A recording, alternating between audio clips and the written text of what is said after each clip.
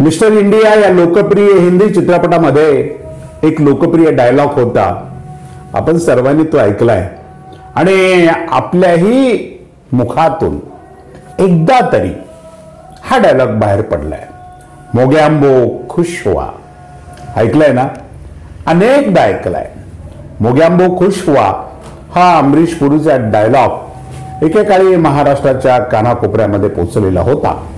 आणि या डायलॉगची पार्श्वभूमी अशी आहे की जेव्हा जेव्हा अमरीश पुरीच्या मनासारख्या गोष्टी घडत होत्या त्या सिनेमामध्ये, तेव्हा तेव्हा अमरीश पुरीच्या तोंडी मोग्यांबो खुश हुआ अशा पद्धतीचं वाक्य येत होतं. असंच घडलंय महाराष्ट्राच्या राजकारणात सुद्धा. महाराष्ट्राच्या राजकारणातला मोग्यांबो खुश झालेला आहे. कोण आहे हा मोग्यांबो आणि का खुश झाला यावर आज आपण बोलणार आहोत. नमस्कार, मी राजू पाटील आणि आपण पाहताय द रिंग लाईव्ह. मित्रांनो, महाराष्ट्राच्या राजकारणामध्ये गेल्या 2-3 महिन्यापासून एक प्रकारची अस्थिरता, अस्वस्थता निर्माण झालेली आहे. खरं म्हणजे राजकारणात निर्माण झाले म्हणण्यापेक्षा, सरकारमध्ये निर्माण झाले म्हणण्यापेक्षा महाराष्ट्रामध्ये निर्माण झालेले आहे. महाराष्ट्र अस्वस्थ आहे. त्याचं कारण आहे की महाराष्ट्राच्या स्वास्थ्याला या राजकारणी मंडळीने मोठा छेद दिलाय. किंवा महाराष्ट्राचं हे स्वास्थ्य आहे, महाराष्ट्राचं जे आरोग्य आहे, एकतेचं आरोग्य, एकात्मतेचं आरोग्य, पुरोगामित्वाचं आरोग्य, शाहू फुले आंबेडकरांच्या परंपरेचं जे आरोग्य आहे, शिवछत्रपतीच्या विचाराचं जे आरोग्य आहे, हे आरोग्य बिघडलंय. बिघडलंय म्हणण्यापेक्षा ते अत्यंत पद्धतशीरपणे बिघडावलंय. मनोज जरांगे पाटलांनी मराठा समाजाला आरक्षण मिळालं पाहिजे अशी मागणी काय केली आणि या मागणीचं राज्यातल्या चाणाक्ष लोकांनी, खास करून राज्यातल्या मोग्यांबोनं उत्तम पद्धतीनं आपल्या राजकारणाचा उपयोग करून घेतला. खरं म्हणजे या कामामध्ये भारतीय जनता पार्टी ही मास्टर आहे हे आपल्याला सांगायलाच नको. भारतीय जनता पार्टी जेव्हा जेव्हा निवडणुका येतात, मग त्या लोकसभेच्या असो, विधानसभेच्या असो की आणखीन कुठल्या असो, या निवडणुका विकासाच्या मुद्द्यावर किंवा सरकारमध्ये भारतीय जनता पार्टी किंवा भारतीय जनता पार्टीचं जिथे जिथे सरकार आहे अशा सरकारच्या कामावर मतं ही मंडळी कधीच मागत नाही. समाजामध्ये अशी काही लोकभावना निर्माण करण्याचा प्रयत्न करतात की मग मताचे गट्टे हे आपल्या पेटीत पडले पाहिजेत, अशी व्यवस्था साधारणपणे केली जाते. महाराष्ट्राच्या राजकारणामध्ये थोडासा वेगळा प्रयोग यावेळी केला गेलाय.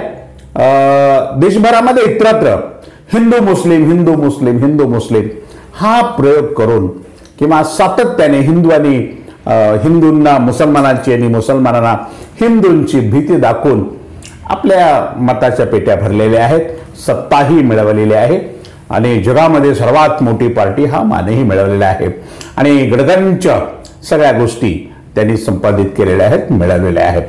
70 वर्ष आपल्या पूर्वजांनी या सगळ्या मंडळींना सत्तेपासून दूर ठेवलेलं होतं. परंतु मधल्या काळामध्ये आपण अनेक गोष्टीला भुललो, ढोंगी राष्ट्रवादाला भुललो, ढोंगी हिंदुत्वाच्या कल्पनेला भुललो आणि या सगळ्या मंडळीला निवडून दिलं. ना हिंदू खतरे में होता, ना मुसलमान खतरे में होता. महाराष्ट्राच्या राजकारणामध्ये जेव्हा देवेंद्र फडणवीस साहेबांनी शिवसेना फोडून सरकार स्थापन केलं आणि त्यांचं सरकार एकनाथ शिंदे आणि देवेंद्र फडणवीसांचं सरकार महाराष्ट्रात चालू झालं, तेव्हा 1 वर्षाच्या नंतर जेव्हा काही संस्थांनी सर्वे केले संपूर्ण मतदारसंघाचे की आज निवडणुका झाल्या तर महाराष्ट्रामध्ये काय घडेल, तेव्हा एक गोष्ट निश्चित लक्षात आली त्या सर्वेच्या माध्यमातून की लोकांची सहानुभूती ही उद्धव ठाकरे साहेबांच्या बाजूने आहे. लोकांची सहानुभूती ही महाविकास आघाडीच्या बाजूने आहे आणि त्यातल्या त्यात ती उद्धव ठाकरे यांच्या बाजूने आहे. आणि त्या सहानुभूतीचा फटका भारतीय जनता पार्टी आणि एकनाथ शिंदेच्या महायुतीला विधानसभेच्या निवडणुकीमध्ये, लोकसभेच्या निवडणुकीमध्ये होऊ शकतो. आणि सरकार जरी महाविकास आघाडीचं पडलं असलं तरी किंवा देवेंद्र फडणवीसांनी ते पाडलं असलं तरी लोकसभेच्या निवडणुकीमध्ये 11 किंवा 12पेक्षा अधिक जागा भारतीय जनता पार्टीच्या लोकसभेमध्ये निवडून येणार नाही आणि विधानसभेला तर भारतीय जनता पार्टी आणि एकनाथ शिंदे यांचं सरकारच येणार नाही. अशा पद्धतीचं एक भावनिक वातावरण महाराष्ट्रामध्ये निर्माण झालेलं होतं आणि प्रत्येकाच्या तोंडी उद्धव ठाकरे हे नाव होतं. उद्धव ठाकरेंच्या बाजूने प्रचंड मोठी सहानुभूतीची लाट राज्यामध्ये निर्माण झालेली होती. देवेंद्र फडणवीसांच्या भारतीय जनता पार्टीच्या चाणाक्ष मंडळीपुढे एक प्रश्न पडला की उद्धव ठाकरे यांच्या बाजूने निर्माण झालेली ही सहानुभूतीची लाट तोडायची तरी नेमकी कशी, काय राज्यामध्ये घडवायचं, किंवा उद्धव ठाकरे पासून त्या सहानुभूतीपासून लोकांचं लक्ष विचलित कसं करायचं आणि कुठली गोष्ट आता समोर आणायची, त्यामुळं या सहानुभूतीपासून लोकांचं लक्ष तिसरीकडे वळेल. आणि इकडे अंतरवली सराटीमध्ये मनोज जरांगे पाटील मराठा समाजाच्या आरक्षणासाठी उपोषणाला बसलेले होतेच. तिथे काही गडबड गोंधळ झाली, पोलिसांनी लाठीमार केला, हवेत अश्रुधूर केला आणि या प्रकरणानं जरांगे पाटलांचं आंदोलन मोठं झालं आणि याच आंदोलनाचा फायदा नेमका भारतीय जनता पार्टीच्या चाणक्याने घ्यायला सुरुवात केली आणि अत्यंत पद्धतशीरपणे, अत्यंत नियोजनबद्ध पद्धतीने मराठ्यांच्या विरोधामध्ये ओबीसीचे नेते उभे केले आणि जे सरकारमध्ये आहेत छगन भुजबळ साहेबांसारखे नेते, हे नेते अत्यंत उघडपणे मराठा समाजाला किंवा मराठा समाजाच्या आरक्षणाच्या मुद्द्याचा जाहीरपणे रोखठोक शब्दामध्ये विरोध करू लागले. अर्थात एका बाजूला मराठा उभा राहिला, दुसऱ्या बाजूला ओबीसी उभा राहिला आणि दिवसेंदिवस जरांगे पाटलांच्या भाषणातून ओबीसीवर आणि छगन भुजबळ साहेबांच्या भाषणामधून मराठा समाजावर किंवा जरांगे पाटलावर अगदी टोकाची टीका वगैरे होऊ लागली. वर्तमानपत्राचे रकाने भरू लागले. माध्यमही या विषयावर सातत्याने बोलू लागली किंवा जरांगे पाटील असं म्हणले, छगन भुजबळ असं म्हणले, संभाजीराजे असं म्हणले आणि सातत्याने संपूर्ण महाराष्ट्राच्या समाजामध्ये एक प्रकारचं अस्थिरतेचं वातावरण निर्माण झालं. मराठा ओबीसीकडे हे आपले दुश्मन आहेत अशा भावनेनं पाहू लागला, तर ओबीसी मराठ्यांच्याकडे हे आपले दुश्मन आहेत अशा भावनेनं पाहू लागला. अत्यंत गुन्ह्या गोविंदानं नांदणारा हा समाज, खरं म्हणजे ओबीसी आणि मराठा हे नातं खूप अतूट असं नातं होतं. पण नेमकं हे नातं तोडण्याचा प्रयत्न भारतीय जनता पार्टीच्या चाणक्याने केला आणि जेव्हा एका बाजूला मराठा गेलाय, दुसऱ्या बाजूला महाराष्ट्रातला ओबीसी गेलाय, हे जेव्हा महाराष्ट्रातल्या चाणक्याच्या लक्षात आलं तेव्हा मोगॅम्बो खुश व्हा. आता आपण ओळखा की महाराष्ट्राचा हा मोगॅम्बो कोण असेल की ज्याची दिवाळी अत्यंत सुंदर झाली. सांगितलं जातं की ना शरद पवारांची दिवाळी व्यवस्थित झाली, ना अशोक चव्हाणांची दिवाळी व्यवस्थित झाली, ना उद्धव ठाकरेंची दिवाळी व्यवस्थित झाली, ना एकनाथ शिंदेची दिवाळी व्यवस्थित झाली, ना अजित पवारांची दिवाळी व्यवस्थित झाली, ना आणखीन कोणाची दिवाळी व्यवस्थित झाली. परंतु राज्यातला एक नेता जो चाणाक्ष आहे तो मात्र या दिवाळीत प्रचंड खुश असायला हवा, असला पाहिजे किंवा असेल. कारण त्याने जे डाव टाकला होता महाराष्ट्राच्या राजकारणामध्ये, तो डाव आज तारखेला तरी यशस्वी झालेला आहे. जेव्हा दोन समाज एकमेकांच्या बाजूला, ताकदीचे मोठे समाज एकमेकांच्या विरोधामध्ये एखाद्या विषयावरून, एखाद्या प्रकरणावरून उभे राहतात, तेव्हा एक समाज जरी आपल्या बाजूला गेला तर दुसऱ्या समाजाला आपल्याकडे येण्या वाचून पर्याय उरणार नाही आणि आपल्या मतांची जी पेटी आहे ही पेटी पूर्ण जरी नाही भरली तरी आपली बेअब्रू होणार नाही, आपली बेइज्जती होणार नाही, चांगला वाटा आपल्या पदरात पडेल. अशा पद्धतीचं अत्यंत धूर्त राजकारण महाराष्ट्राच्या राजकारणामध्ये केलं गेलं आणि ते बऱ्याच अंशी खरं म्हणजे हे यशस्वी झालंय. लोक कितीही नाही म्हणले तरी सुद्धा दोन समाजामध्ये तेढ निर्माण करून महाराष्ट्र अस्थिर ठेवण्याचा जो डाव अगदी पद्धतशीरपणे आखला गेलेला होता, हा डाव बऱ्याच अंशी यशस्वी झालेला आहे. आता मराठा समाजाने किंवा ओबीसी समाजाने ह्या गोष्टी ओळखल्या पाहिजेत खरं म्हणजे की आरक्षण हा मुद्दा वेगळा आहे. आरक्षण मिळालं पाहिजे का, मिळालं पाहिजे, ओबीसींच्या हिताचं रक्षण झालं पाहिजे का, तर तेही झालं पाहिजे.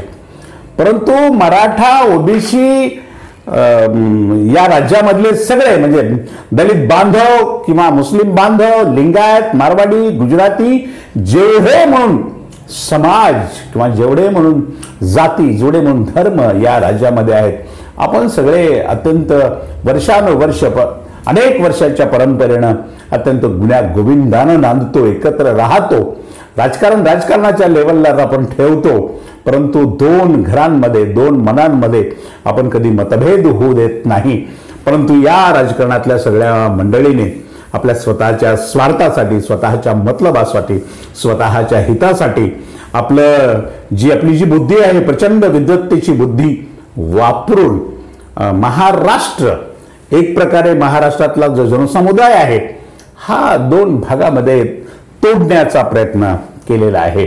उद्या जर लोकसभेच्या निवडणुका झाल्या तर लोकसभेच्या निवडणुकामध्ये एक समाज आपल्या बाजूने जर आला नाही तर दुसरा समाज बरोबर आपल्या बाजूला येतो, किंवा त्या समाजासमोर आपल्या बाजूला येण्याशिवाय पर्यायच उरत नाही. अशा पद्धतीची खेळी, अत्यंत धूर्त खेळी महाराष्ट्रामध्ये केलेली आहे. म्हणून मी म्हटले की मोगॅम्बो खुश झालेला आहे. परंतु या राज्यातल्या जनतेनं या मोगॅम्बोपासून सावध राहिलं पाहिजे, किंवा मोगॅम्बोच्या विचारापासून सावध राहिलं पाहिजे. राजकारणाला एक उंची असावी, राजकारणात एक तत्व असावं, राजकारणामध्ये सर्वांच्या कल्याणाची भावना असावी. परंतु निवड राजकीय स्वार्थासाठी, राजकीय हितासाठी समाजाला फोडणे, समाजामध्ये तेढ निर्माण करणे, म्हणजे पक्ष फोडत होते इथपर्यंत ठीक होतं. पक्ष फोडत होते हे लोक, ही मंडळी, ही भारतीय जनता पार्टीची मंडळी, जोपर्यंत पक्ष फोडून आपल्या पक्षामध्ये दुसऱ्या पक्षातली मंडळी घेऊन आपला कारभार चालवत होते इथपर्यंत ठीक होतं. परंतु आता यांची पावलं समाज फोडण्याकडे निघालेली आहेत. आणि महाराष्ट्रामध्ये मराठा विरुद्ध ओबीसी हा जो वाद निर्माण झालाय, या वादाची पाळंमुळं आपल्याला भारतीय जनता पार्टीच्या विचारामध्ये दिसतील, देवेंद्र फडणवीसांच्या विचारामध्ये दिसतील अगदी स्पष्टपणानं. किंबहुना हे जर असं घडून असं त्यांना वाटलं असतं तर तातडीने त्यांनी दोन्ही समाजाची एकत्र बैठक लावली असती. मी काय म्हणतो बघा, तातडीने असं काही घडतंय महाराष्ट्रामध्ये हे जेव्हा त्यांच्या लक्षात आलं असतं, तेव्हा राज्याचे उपमुख्यमंत्री म्हणून किंवा संपूर्ण सरकारने तातडीने मराठा समाजाच्या सर्व नेत्यांना, ओबीसी समाजाच्या सर्व नेत्यांना तातडीने एकत्र बोलून जे प्रश्न आहेत ते आपण बंद दरवाजेच्या आत चर्चा करू, त्यावर मार्ग काढण्याचा प्रयत्न करू. परंतु रस्त्यावर कुठल्याही किमतीमध्ये दोन समाजामध्ये आपण मतभेद करू नका. हे मतभेद आम्ही खपवून घेणार नाही, किंवा या राज्याच्या संस्कृतीला, या राज्याच्या सभ्यतेला ते परवडणार नाही, अशा पद्धतीने ठणकवायला पाहिजे होतं. परंतु ज्या अर्थी मराठा समाजाचं आंदोलन पेटल्यानंतर राज्याच्या मंत्रिमंडळातलेच काही लोक, जे की राज्यात सरकारमध्ये महत्वाच्या सामाजिक न्याय खात्यावर आहेत, असे लोक जर जाहीरपणे मंत्रिमंडळात असलेले लोक जर जाहीरपणे मराठा समाजावर थुकून पडू लागले आणि मग त्याला प्रत्युत्तर मराठा समाज जर देऊ लागला तर हे कोण घडवतंय, अशा पद्धतीचा प्रश्न निर्माण झाल्याशिवाय राहत नाही. एकनाथ शिंदे यांना, देवेंद्र फडणवीस यांना आणि अजित पवारांना हा महाराष्ट्र एकत्र राहावा असं जर वाटत असेल, या महाराष्ट्रामध्ये कुठल्याही पद्धतीचं दोन समाजामध्ये तेढ निर्माण होऊ नये असं वाटत असेल तर तातडीने या सर्वांची एकत्र बैठक लावली पाहिजे आणि सर्वांना सांगितलं पाहिजे की कोणीही कसल्याही पद्धतीचं गैर स्टेटमेंट करू नका. ओबीसीवर आम्ही अन्याय होऊ देणार नाही आणि मराठा समाजाला न्याय दिल्याशिवाय राहणार नाही, अशा पद्धतीची भूमिका घेतली पाहिजे. पुढे आलं पाहिजे, बोललं पाहिजे.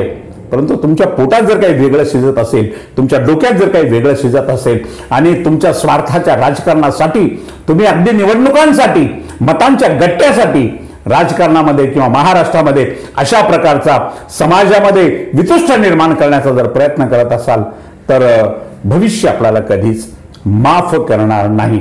आज इतकंच शिमर्षित ऐकवा, पाण्यालाही अमृताची गोडी. मी पितो, आपणही पीत राहा आणि पाहत राहा रिंग लाईव्ह, आवाज महाराष्ट्राचा.